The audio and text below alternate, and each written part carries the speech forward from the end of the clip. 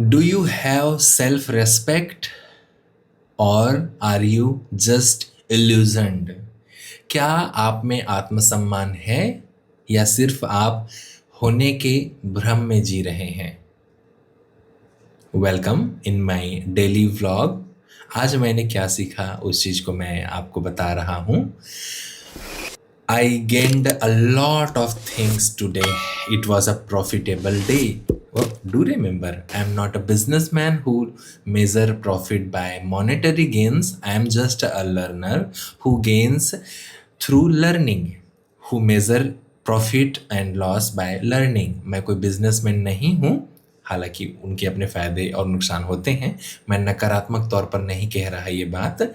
मैं एक सीखने वाला व्यक्ति हूँ जो सीखने और समझने की क्वालिटी और मात्रा पर दिन के कामयाबी और फायदे नुकसान को जोड़ता है। तो आज मैंने यही सीखा। आरएसएस के 100 साल होने की बात तो पूरी मीडिया में रही, लेकिन ईवी रामास्वामी नायकर के सेल्फ रेस्पेक्ट मूवमेंट, जिसने एनाहिलेशन ऑफ कास्ट, जाति के विनाश, लिबरेशन ऑफ वुमेन, महिलाओं को स्वतंत्रता, अंधविश्वास, जातिवाद और धार्मिक कट्टरता से तथा हर एक व्यक्ति में बराबरी, इक्वलिटी को सबसे ज़्यादा पॉपुलर किया और देश को बहुत ज़्यादा फायदा दिया, जो कि सच्चे मायने में एक महात्मा थे और रियल मायने पे महान सोशल रिफॉर्मर थे। समाज के लिए उन्होंने गांधी जी से भी कई ज़्यादा इम्पोर्टेंट काम किया। उनका सेल्फ रेस्पेक्ट मूवमेंट का भी 100 साल हुआ है, तो मैंने उनके बारे में पढ़ा।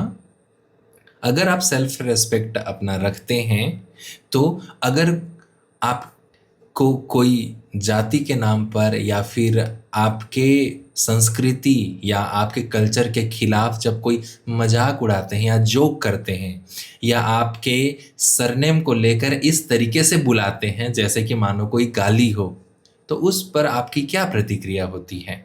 खास करके तब जब सामने वाले व्यक्ति पावरफुल हो। इसी सेल्फ रेस्पेक्ट का एक और इम्पॉर्टेंट एग्जाम्पल मैं पार्वती तिर्की मैम की तरह देना चाहूँगा।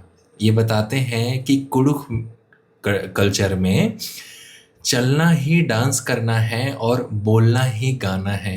वाओ, ये सुन के ही मजा आता है। The raw thought and this amazing thing. आप इनके वीडियो को ज़रूर देखिए, ज़रूर समझिए।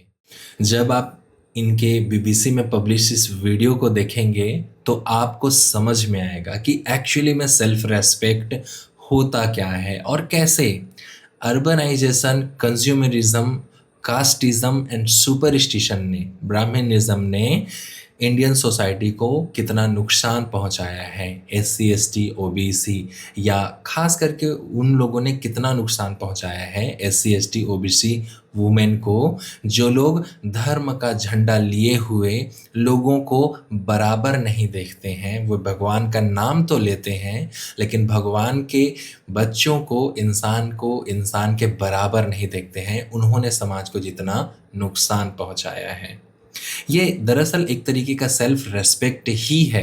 जैसा मैंने अभी एग्जाम्पल में बताया कि जब आपका कोई नाम या कोई आपके सरनेम को इस तरीके से कहता है कि कोई गाली लग रहा हो, तो आप क्या करते हैं?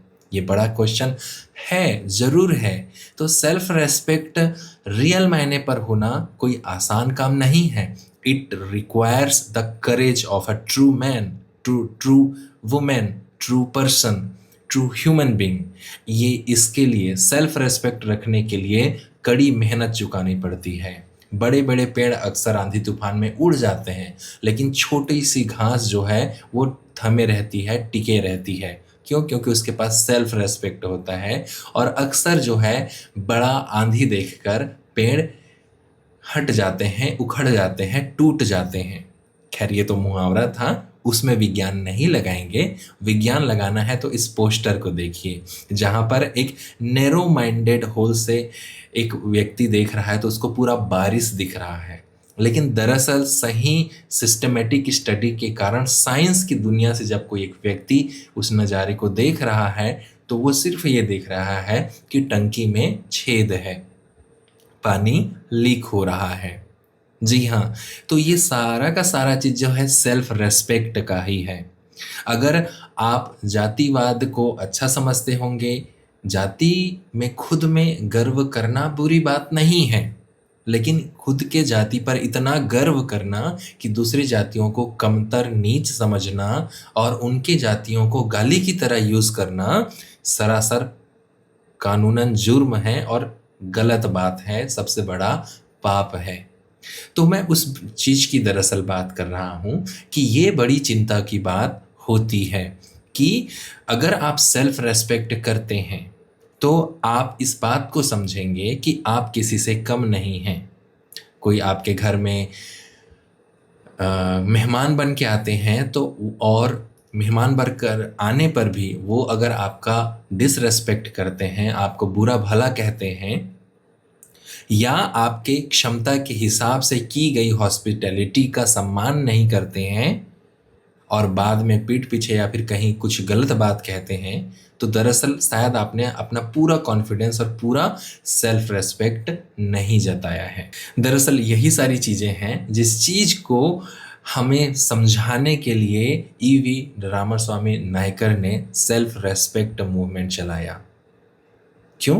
क्योंकि हमें इस बात को समझना पड़ेगा कि अगर आप एक रिलीजन से बिलोंग करते हैं तो उस रिलीजन में हो रही चीज़ें भी आपकी है और उसके लिए आपको किसी से परमिशन लेने की ज़रूरत नहीं है। तो आपको कोई कथा कहना हो, कोई पूजा करना हो, किसी से परमिशन लेने की ज़रूरत नहीं है। आपके संस्कृति का वो यूनिक कल्चर है, ट्रेडिशन है, तो आप उसको बिना किसी परमिशन के फॉलो कर सकते हैं।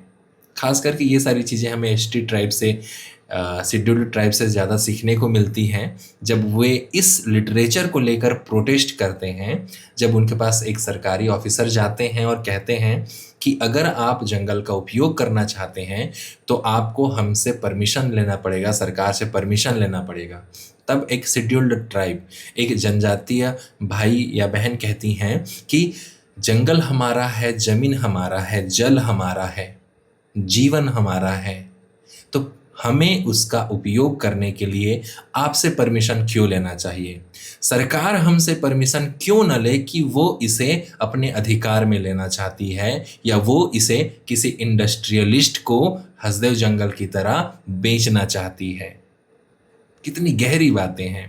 ये वो चीज़ें हैं जो सेल्फ रेस्पेक्ट के कारण आता है।